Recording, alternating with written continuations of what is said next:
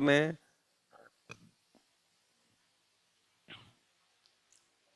तो जितना जितना समझ के क्षेत्र में आप क्या करते हैं, अपनी ऊर्जा का अंतर्नियोजन ही करते हैं।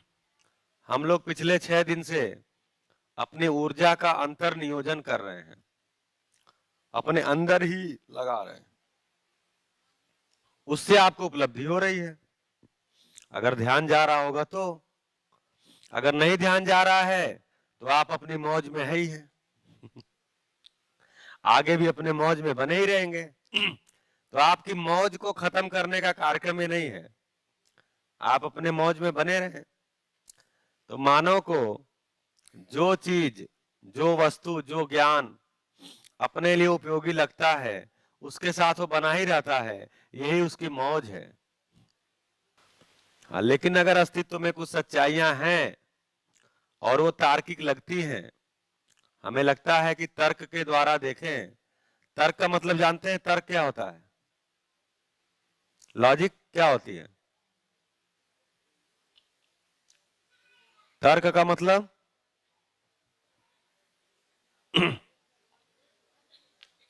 जी, समाधान तक पहुंचने के लिए।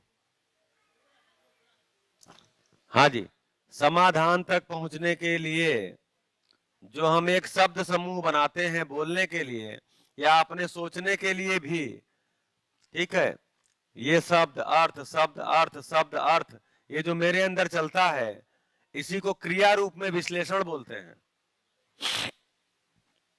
जीवन क्रिया में उसी को विश्लेषण बोलते हैं। तो मेरे में विश्लेषण चलता रहता है, विश्लेषण चलता रहता है, तुलन पूर्वक विश्लेषण चलता रहता है, तो मेरे में विचार बनते रहते हैं, विचार बनते रहते हैं। अगर वो बात तार्किक हुई ये तो सब बच्चे आज डरा ही रहे हैं सुबह से। तो अगर वो विचार आपको लगता है तो वैसा जीने की कोशिश करते हैं कि आपको लगता है जीने लायक है, जीने की कोशिश करते हैं। अगर जीने की कोशिश में धक्का लगता है तो आप फिर क्या करते हैं? फिर कोई तुलन विश्लेषण करते हैं, फिर विचार अपना बदलते हैं, फिर धक्का लगता है फिर करते हैं। तो तर्क करते रहते हैं, जी के देखते रहते हैं। यही तर्क जब तृप्त हो जाता है, तो तर्क का तृप्त होना, तो विचार में तर्क तृप्त नहीं होता, विचार करते हैं, साक्षात्कार बोध पूर्वक तर्क तृप्त होता है। तो तर्क तृप्त होता है तो समझ होती है। तर्क कोई समझ नहीं है। ध्यान जा रहा है? तो लॉजिक कोई समझ, तर्क कोई समझ नहीं है अपने आप में, समझने के लिए तर्क है।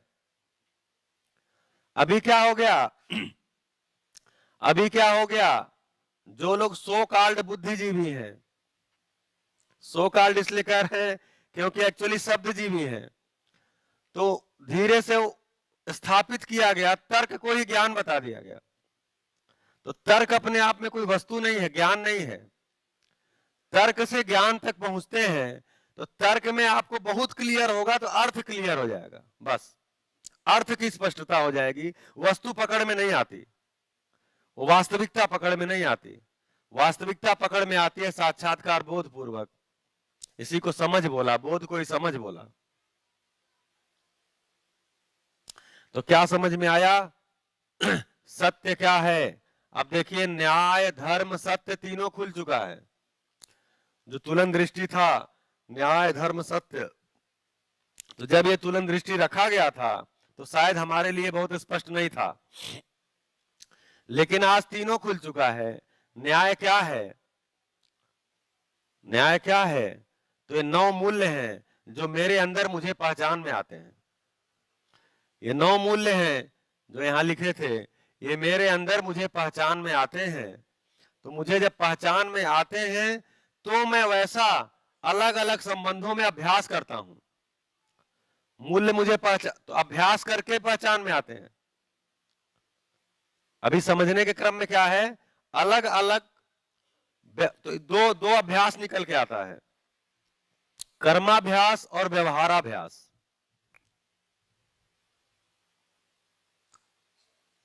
कर्माभ्यास और व्यवहाराभ्यास।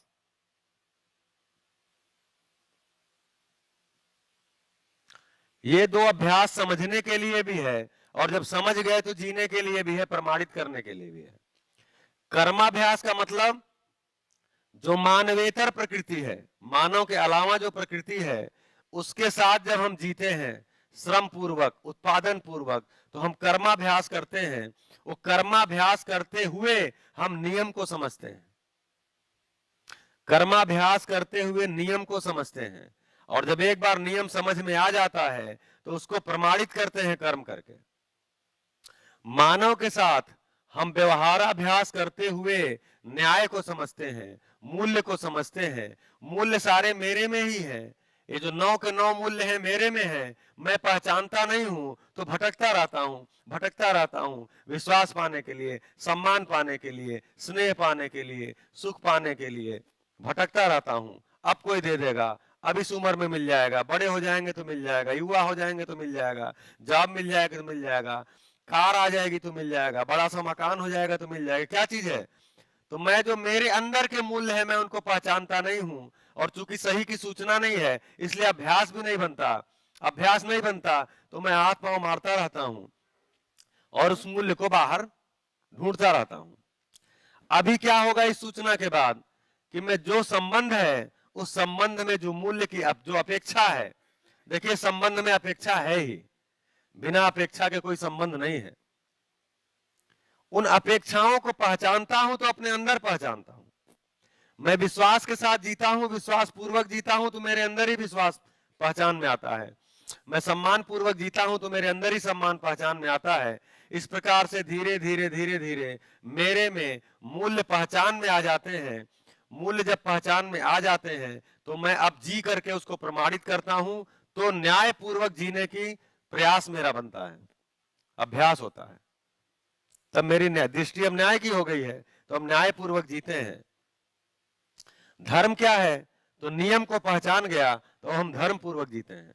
तो पहले नियम को पहचानने के लिए अभ्यास किया, जब समझ आ गया, अनुभव संपन्न हो गए, तो नियम पूर्वक जीने लगते हैं, तो हम धर्म पूर्वक जीने लगते हैं। तो मेरी दृष्टि भटकती नहीं है। अब मैं हिलता डुलता नहीं हूं, मैं न्याय पूर्वक ही हूं, धर्म पूर्वक हूं। फिर सत्य पकड़ में आता है। सत्य क्या है? तो सह अस्तित्व ही सत्य है। अस्तित्व सह अस्तित्व है और सह अस्तित्व ही सत्य है। तो जो व्यापक नाम की वस्तु पकड़ में आई, जो खाली जगह नाम की वस्तु पकड़ में आई, जो पूर्ण नाम, चेतना, ज्ञान, परमात्मा, ये जो सारे नाम हमने रखे, आपके पास कोई और 10-20 नाम हो तो ले आके रख लीजिए, कोई दिक्कत नहीं है। इसी को लोकेश भी बोला, लोकेश, क्योंकि लोक यानी संसार। संसार क्या है? लोक क्या है? यही लोक है। पदार्थ, पेड़ पौधे, पशु पक्षी और मानव, ये समाज और प्रकृति, समाज और परिवार के रूप में, इसी को लोक बेल बोला। ये लोक का आधार क्या है? लोक का है किसमें? तो लोक है किसमें? व्यापक में ही है, स्पेस में ही है। इसीलिए व्यापक का एक नाम लोकेश भी है। अब आप जोड़ते जाइए, ठीक है? तो ये क्या चीज है? ये समझ में आया। ये स्वयं में कोई क्रिया नहीं है, लेकिन क्रियाशील इकाइयों के माध्यम से व्यक्त यही होता है। ध्वनि के रूप में, शब्द के रूप में व्यक्त ही होता है, स्वाद के रूप में। क्योंकि स्वाद क्या है? अरूपात्मक है। तो क्या चीज है? अब देखिए, जो मूल्य को हमने पहचाना, विश्वास रूपात्मक है या अरूपात्मक है? सम्मान, स्नेह, तो आप सारे मूल्य गिन डालिए, सब क्या है? अरूपात्मक। इसका मतलब हम व्यवहार करके उसमें क्या चीज को पहचानने की कोशिश कर रहे हैं? तो उन मूल्यों, जो मूल्य हम नाम दिए हैं, एक्चुअली वो व्यापक ही है, व्यापक ही है, व्यापक ही है। अलग अलग संबंधों में व्यापक ही व्यक्त होता है।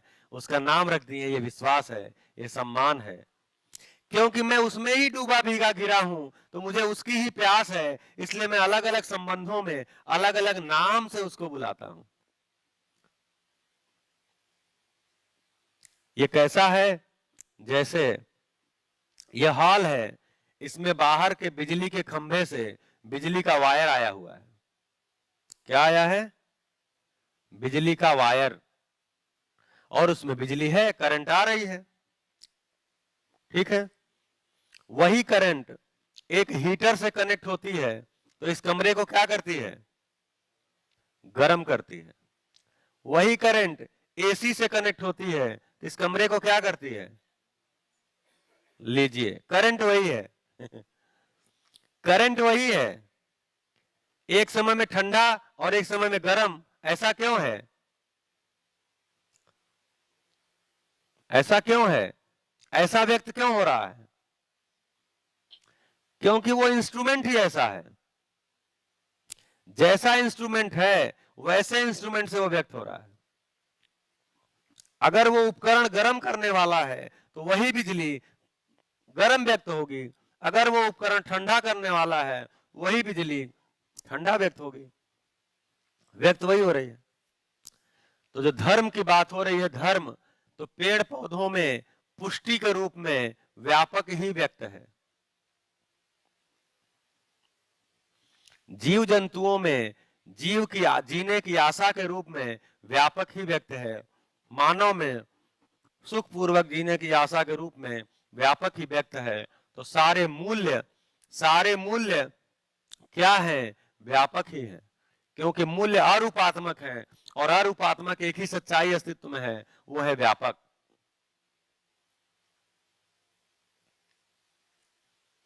तो मूल्य को क्रिया बोलते हैं, तो सबको, तो जैसे ये पेड़ पौधों को भी क्रिया बोलते हैं, लेकिन उसमें जो अरूपात्मक है, उस क्रिया में अरूपात्मक जो स्वरूप है वो व्यापक का ही है। इसलिए बोला, तब तब क्या हुआ? तो जो ब्रह्म सत्य जगत मिथ्या, ये जो सूत्र था, ये वाक्य था, ये किस रूप में पच गया? ब्रह्म सत्य जगत शाश्वत। व्यापक का ही एक नाम ब्रह्म भी है। तो ब्रह्म सत्य है।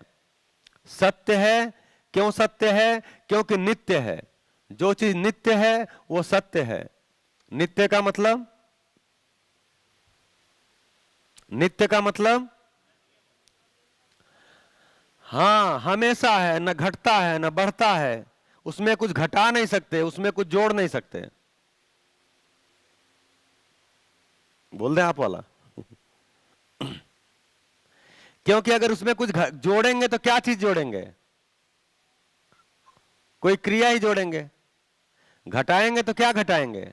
कोई क्रिया ही घटाएंगे, और वो स्वयं में क्रिया है ही नहीं है।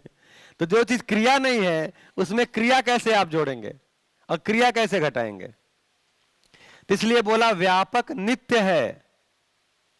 जैसे ही हमको पचता है कि व्यापक नित्य है, ये प्रश्न खत्म होता है, कब से है कब तक है?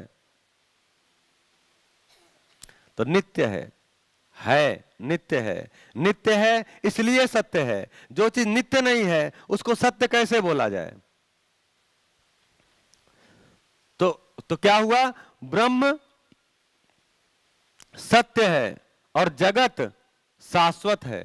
ये शाश्वत है। शाश्वत का मतलब इसका रूप बदल जाएगा, गुण बदल जाएगा, लेकिन वस्तु रहेगी ही रहेगी। विज्ञान में भी हम पढ़ते हैं कंजर्वेशन ऑफ मास, तो ये मास ही है, ये कहां जाएगा? रूप बदल सकता है। आज जैसा पेड़ दिख रहा है वैसा कल नहीं होगा। आज जैसा ये हॉल दिख रहा है हो सकता है 50 साल बाद ऐसा ना हो। आज जैसा मैं दिख रहा हूं 20 साल पहले ऐसा नहीं दिखता था, 20 साल बाद ऐसा नहीं दिखूंगा। रूप बदल जाएगा लेकिन मात्रा तो रहेगी, मास तो रहेगा। तो एक तरह से देखें तो तीन चीजें पकड़ में आती हैं। तीन चीजें पकड़ में आती हैं।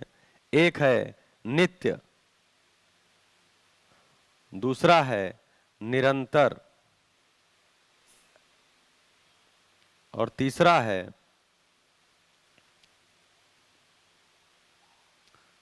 अविनाशी।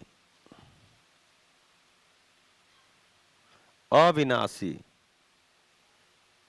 ये तीन ही तरह की चीज अस्तित्व में दिखती है। एक नित्य है, जिसको व्यापक बोला, जिसको सत्य बोला, जिसको अस्तित्व बोला, जिसको व्यापक बोले, इसको ईश्वर बोले, इसको ब्रह्म बोले, परमात्मा बोले, वो नित्य है। नित्य है, उसमें कुछ भी घटता नहीं, कुछ भी बढ़ता नहीं, क्योंकि जो क्रिया शून्य है, क्रिया शून्य में क्या बढ़ेगा, क्या घटेगा, तो वो नित्य है। निरंतर क्या पहचान में आया? जीवन है, ये निरंतर है। तो इसका नाम चाहे तो निरंतर रखें, क्योंकि नित्य भी निरंतर ही होता है, इसलिए इसका नाम रख सकते हैं अमर है। अमर, तो जीवन अमर है। तो सारा पदार्थ जगत क्या है? नहीं, पहले व्यापक क्या है? नित्य है। चैतन्य पदार्थ जिसको जीवन बोला, वो क्या है? अमर है। इसके बाद क्या बचा? ये पदार्थ जगत, ये क्या है? ये अविनाशी है, नाश नहीं कर सकते इसका आप। किसी चीज को काटते, तोड़ते, पीटते, घिसते, कुछ भी करेंगे, उसका मांस खत्म नहीं होता है। तो मांस खत्म नहीं होता तो अविनाशी है वो। तो ये भी एक्चुअली अविनाशी है पदार्थ जगत। तो अब पैदा होना मरने का कहां तर्क बनता है? ये अस्तित्व बना था और खत्म होने का तर्क ही नहीं बनता, क्योंकि यही तीन सच्चाइयां हैं, इन्हीं में बदल होता है। नित्य में कोई बदल नहीं होता, अमर में केवल गुणात्मक परिवर्तन होता है। ये जो जीवन है, अमर है, इसमें केवल और केवल गुणात्मक परिवर्तन होता है, इसमें मात्रात्मक परिवर्तन नहीं होता।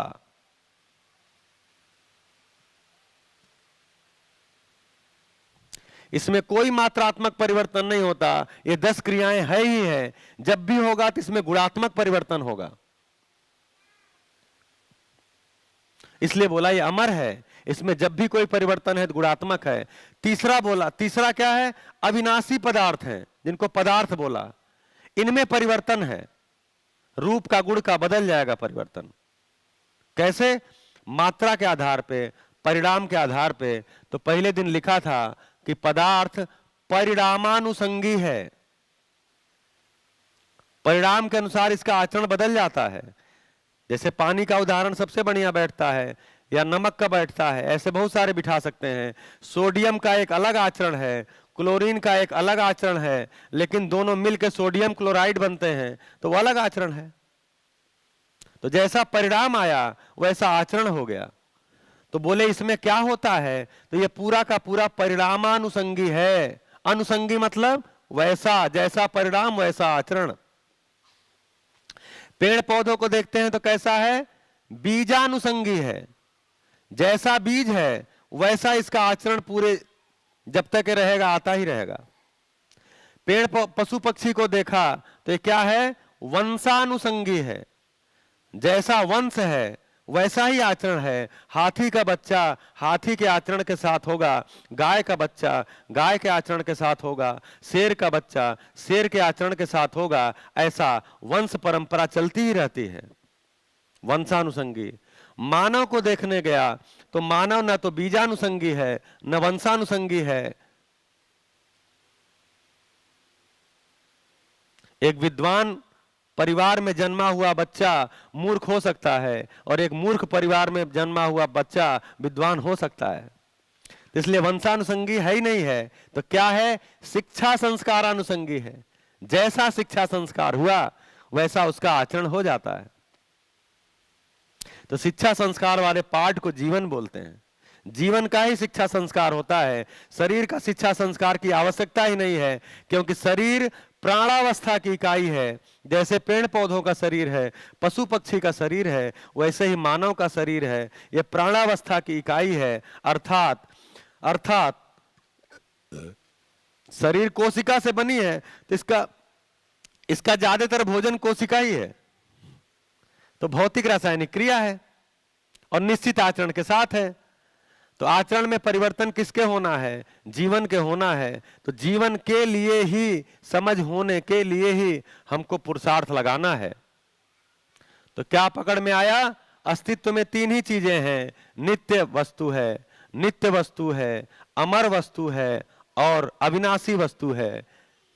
पूरे संसार में कितना भी कहीं भी जाएंगे, अस्तित्व में, ब्रह्मांड में, पूरे ब्रह्मांड भी घूम करके आएंगे तो ये तीन ही सच्चाई मिलने वाली है। तीन में से कोई एक या तीनों, कम से कम नित्य वस्तु तो सभी जगह है, नित्य वस्तु सभी जगह है, व्यापक सभी जगह है, अमर वस्तु सभी जगह हो जरूरी नहीं है, और पदार्थ भी सभी जगह हो जरूरी नहीं है, लेकिन नित्य वस्तु सभी जगह है।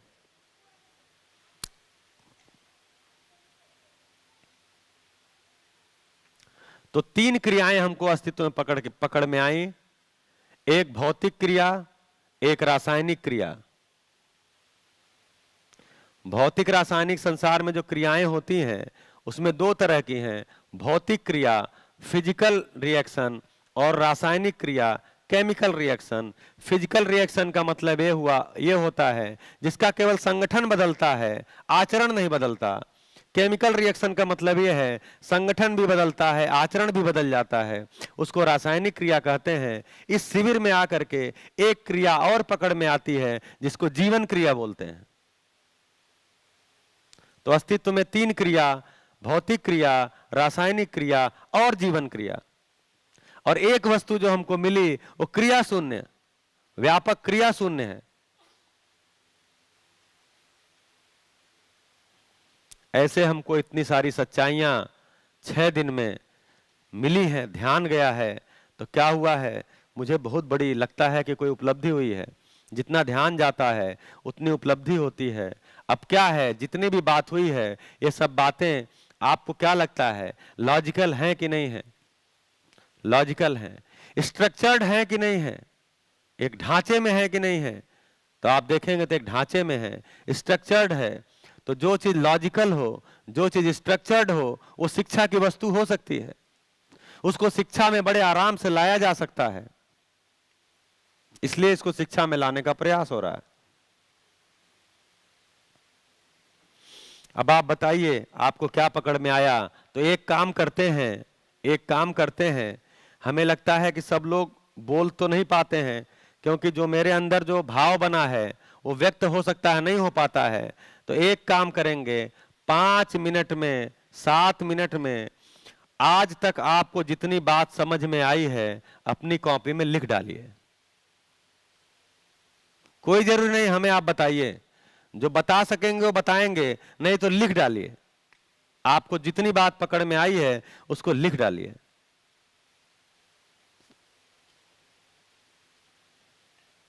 शिवांश जाके देखो, सब लोग लिख। एक बार आपको जितनी सच्चाई पकड़ में आई है उसमें कोई क्या कनेक्शन है उसको लिख डालिए।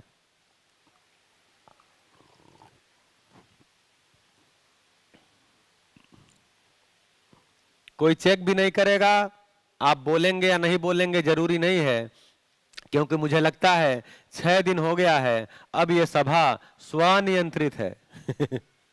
अब इसमें पर नियंत्रण की आवश्यकता नहीं है।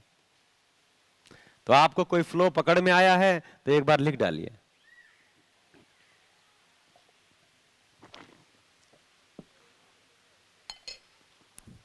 तो आप अपना एग्जाम स्वयं लीजिए।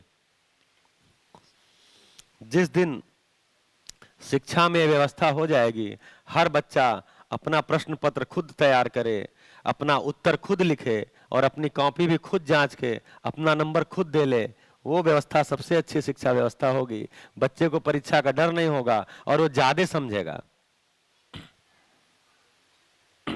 चलिए अब मैं चुप होता हूं, आप लिखिए।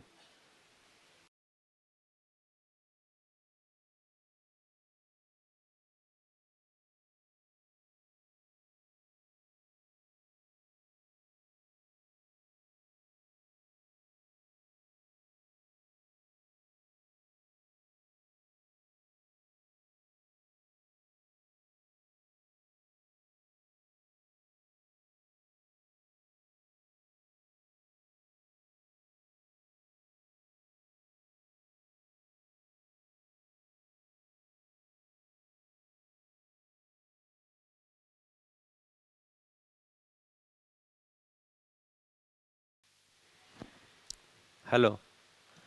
तो जो लिख नहीं सकते, मतलब कॉपी पेन नहीं है, वो कम से कम आंख बंद करके एक बार सोचे ही क्या बात फ्लो में हुई है।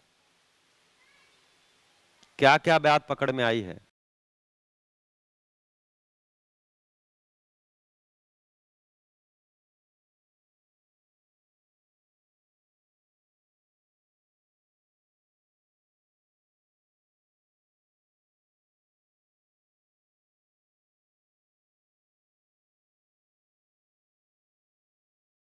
और ये भाई कैमरे में रिकॉर्ड भी कर रहे हैं, कौन लिख रहा कौन नहीं लिख रहा, पूरा कैमरा घुमा रहे हैं ये।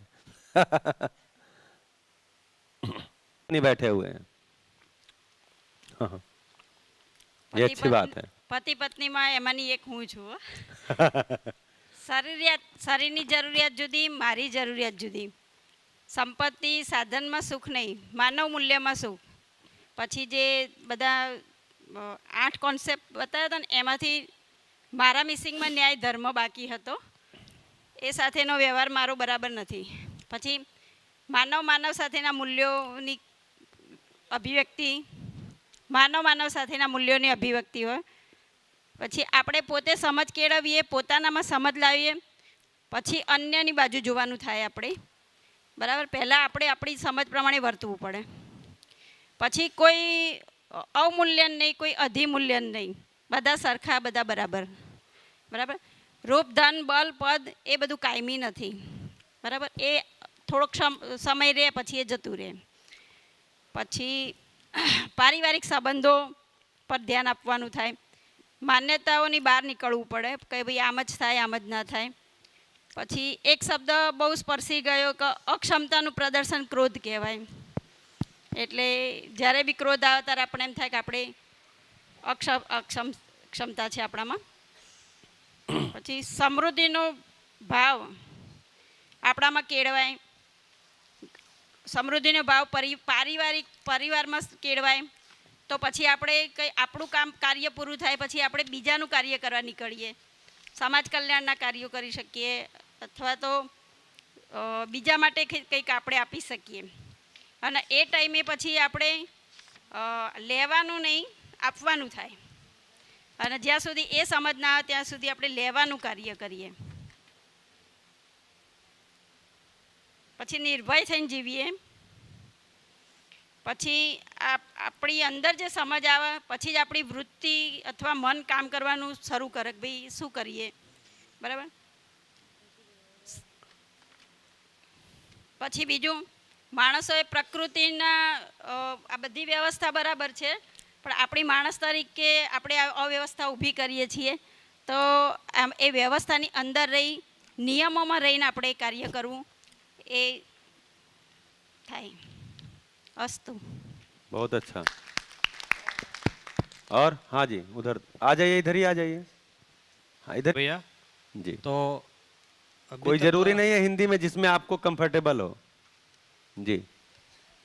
तो मैंने अभी तो 6 दिन में एक पकड़ में आया है। हेलो। हाँ। तो ऐसा समझ में आया है कि सुविधा के लिए कर्म करना पड़ता है। भैया माइक का आवाज उधर से बढ़ा दीजिए थोड़ा। कोई कौन है उधर? क्योंकि वो हाँ, कम आवाज सुविधा के लिए कर्म करना पड़ता है। हाँ। और सुख के लिए समझना पड़ता है जी, बढ़िया। और दूसरा कि रूप धन बल से ईर्ष्या पैदा होती है, संबंधों नहीं। जरा ये ध्यान पे ज्यादा है। बढ़िया, ठीक है। और सभी मानव निरंतर सुख की खोज में है। विश्वास और सम्मान जैसी चीज अपने अंदर ही है। संबंध शाश्वत है। अपनी आवश्यकता को हमें खुद ही पहचानना चाहिए। स्वीकृति का भाव ही सुख है। विश्वास आधार मूल्य है। प्रेम पूर्ण मूल्य है। क्रोध ये अयोग्य अक्षमता का प्रमाण है। ये मेरी योग्यता है कि दूसरों से प्रभावित ना होकर अपनी आवश्यकता को खुद पहचानूं। संबंध पारदर्शी होनी चाहिए और रोटी कपड़े मकान होने के बावजूद भी जो अपने आप को गरीब समझता है वो मानसिक गरीब है। Thank you. बहुत बढ़िया, ठीक है। देखिए ऐसे अपने में खुदा न कर सके उसे धर्म कहते हैं। बहुत और कल्पनाशीलता हो वो जीवन में होती है और जो कर्म स्वतंत्रता हो वो शरीर में होती है। स्वीकृति के भाव में जीना ही सुख है। ये ऐसे मुझे पकड़ में आया। बढ़िया बढ़िया पकड़ में आया। हाँ जी, મારો ફર્સ્ટ દિવસ છે અહીંયા, પહેલા ટાઈમ આવી શિબિર જોઈ છે મેં, पहले ही दिन आके अस्तित्व पे बात हो गई। એટલે મને જે સમજમાં આવી મેં भारी લખ્યું तो नहीं लगा? हाँ, આત્મા અમર છે, દુનિયાની ભૌતિક વસ્તુઓ પાછળ ભાગવાની જરૂર નથી. પોતાનામાં રહેલા તત્વ એટલે જીવ તત્વને ઓળખો. ક્ષણિક સુખ આપતી વસ્તુઓ પાછળ સમય બરબાદ ન કરવો જોઈએ. આખી દુનિયામાં સ્પેસ એટલે ખાલી જગ્યા વ્યાપેલી છે. બ્રહ્માંડમાં, પૃથ્વી પર, શરીરમાં, સૃષ્ટિની દરેક વસ્તુમાં રહેલી છે. તે અનંત છે, અમર છે. ગુસ્સો ઓછો કરવો જોઈએ. સામેની વ્યક્તિ સાથે સારો વ્યવહાર રાખો. જો તમારો વ્યવહાર સારો હશે તો તમને સામેની વ્યક્તિ પણ આપોઆપ તમારી સાથે સારો વ્યવહાર કરશે. આખી દુનિયામાં દરેકને પોતાના પરિવારના સભ્ય માનવા. દરેક પ્રત્યે સરખો આદરભાવ રાખવો જોઈએ. જરૂરિયાતમંદની સેવા કરવી. આચરણમાં ફેરફાર લાવવો. પશુ પક્ષી, વનસ્પતિ, જમીન અને જે આ સૃષ્ટિ પર સતત છે તે જ નિરંતર છે, તે જ સત્ય છે. મનુષ્યએ જાગૃત થવાની જરૂર છે. આ સૃષ્ટિ પર જરૂરિયાત મુજબ જ ભોગવવું જોઈએ. વધારે મેળવવાની લાલચના લીધે જ તો સૃષ્ટિના કુદરતી તત્વોને નુકસાન થાય છે, જેનું પરિણામ બહુ ખરાબ મળી રહ્યું છે અને ભવિષ્યમાં પણ ભોગવવું પડશે. જીવન અને શરીર બંને વસ્તુ અલગ છે. જીવન શાશ્વત છે અને શરીર નાશવત છે. અસ્તુ. बढ़िया, एक दिन में इतना आ गया पकड़ में, बहुत अच्छा, अच्छी योग्यता है। हाँ, ऑन होगा देख। हेलो। हाँ, सबसे पहले तो मुझे ये पकड़ में आया कि अब तक हम जो जी रहे हैं वो मान के ही जी रहे हैं। तो पहले तो हमें उस पर काम करना चाहिए कि हम जो मान रहे हैं वो सही में क्या है, सही है, गलत है, वो अपने अंदर ही पहले देखना चाहिए। तो फिर वो चित्रण में चेंज आएगा, क्योंकि अब तक हमने जो चित्रण बनाए है उससे ही हम ऑपरेट हो रहे हैं। तो फिर उसको लेकर जांचेंगे तो फिर उसमें चित्रण में चेंज आएगा, और उसमें चेंज आएगा तो फिर वो सभी क्रियाओं में हम चेंज ला पाएंगे। बहुत अच्छा। और 3 पीढ़ी 4 पीढ़ी एक साथ शिविर कर रहे हैं आप। हाँ, बाबा जी और आपके पिताजी। हाँ, मतलब आपके पिताजी और आपका बच्चा। दूसरा संबंध और तीसरा निरंतर सुख पाना। हम जो निरंतर सुख की खोज में प्रकृति, पशु पक्षी और आपने जो वो चैनल बनाई ना, उसे बहुत ही नष्ट कर रहे हैं। उसका मतलब ये दुनिया पर सबसे श्रेष्ठ नहीं, जो हम कर रहे हैं उससे हम श्रेष्ठ नहीं है, नीच जाति के जीव जैसा लगता है मुझे तो। हाँ, ऐसा भी अधिमूल्यन में मत चले जाओ, अवमूल्यन में मत चले जाओ। हाँ, ऐसा अवमूल्यन मैंने नहीं कहा है। कहा नहीं, पर ये कह रहे हैं, मैं नहीं कहा हूँ। मुझे लग रहा है ऐसा। हाँ, ठीक है। जिन्हें उनका इस पृथ्वी पर आने का भी पता न हो कि मेरा क्या हेतु है इस दुनिया पे आने का, तो उन्हें जीने का मतलब ही कुछ नहीं, तो क्या वो किया सीखना चाहिए। हाँ, ये कार्यक्रम आप बढ़िया निकाले कार्यक्रम। अपनी सुविधा के लिए हम सब नष्ट कर रहे हैं, और जबकि उसमें निरंतर सुख ही नहीं मिल रहा है। दूसरा ये बात लग रही है कि शिक्षा इस सब में महत्तम है, उसका महत्व ज़्यादा है। दूसरा सुविधा चाहिए तो उसके लिए श्रम बहुत चाहिए। फिर संबंध, विश्वास जैसे बहुत मूल्य आपने सिखाए जो ध्यान देने के थे, उसमें सब तो नहीं पर एक बोल सकता हूँ, विश्वास। जो दो मनुष्य के बीच में शंका और असत्य न हो तो विश्वास पूरा का पूरा बना रहता है। फिर एक जो आपने आज इकाई और खाली जगह पर जो सिखाया वो भी मैं चाहता हूँ। इकाई 2 तरह की होती है, जड़ और चैतन्य। जड़ में परमाणु, अणु, अणरचित पिंड और वो सब आते। परमाणु से पानी, प्राण कोशा, पेड़ पौधे, पशु पक्षी, मानव शरीर, वो सब बना। और वो पशु पक्षी और मानव शरीर पूरा जीवन से कनेक्टेड होता है, और वैसे ही चैतन्य जो होता है वो उन दोनों में होता है। पेड़ पौधे में भी मुझे लगता है चैतन्य होगा। फिर बस, थैंक यू। बढ़िया। तो देखिए, जो प्रेम की बात किया था ना, तो विश्वास की यात्रा कहां तक? प्रेम तक। तो जो विश्वास की यात्रा प्रेम तक होती है, तो विश्वास ही पूर्ण होता है। क्या पूर्ण होता है? विश्व में आती है विश्वास, विश्व के प्रति आस, कि संपूर्ण विश्व, ये चार अवस्थाएं और मानव, ये सब मेरे सुख के अर्थ में है। ऐसा मेरे अंदर जो स्वीकृति होती है, उसको विश्वास बोलते हैं। अभी चूंकि हम शुरुआत विश्वास से किए थे, इसलिए उसकी एक परिभाषा दिया, आशय की आश्वस्ति। लेकिन जैसे ही विश्वास पूर्णता को पाता है, तो विश्वास ही पूर्णता को पाता है, तब विश्वास की परिभाषा निकलती है। ये जब बोल रहे थे तो मुझे ध्यान में आया, विश्व के प्रति आस, कि संपूर्ण विश्व मेरे सुख के लिए ही है, मेरे सुख के ही अर्थ में है। हाँ जी। Hello hello. आ रही आवाज। सबसे पहले तो मुझे ये पता चला कि आज तक या शिविर में आके के बाद मुझे ये पता चला कि हम यही मान रहे थे कि मानना ही जीना है।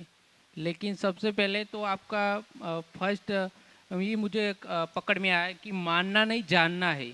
जो भी आप मानो उसे जानने की कोशिश भी करो कि वो सही है कि नहीं है।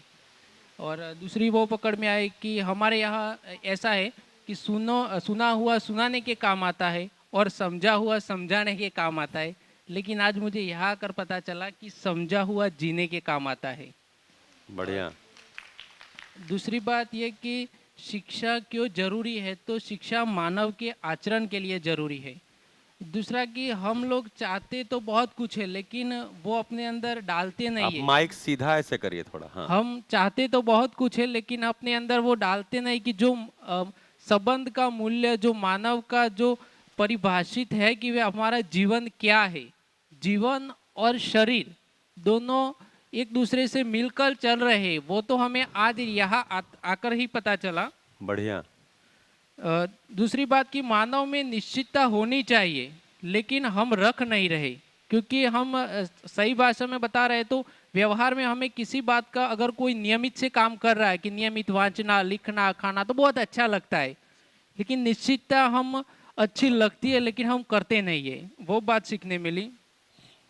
दूसरी बात, आज हमें शिविर में आके वो पता चला आज छठे दिन में कि हमारा जीवन आहार, निद्रा और भय प्रजनन के लिए नहीं है, उसका कुछ और भी है उद्देश्य। वो आज हमें जानने मिला।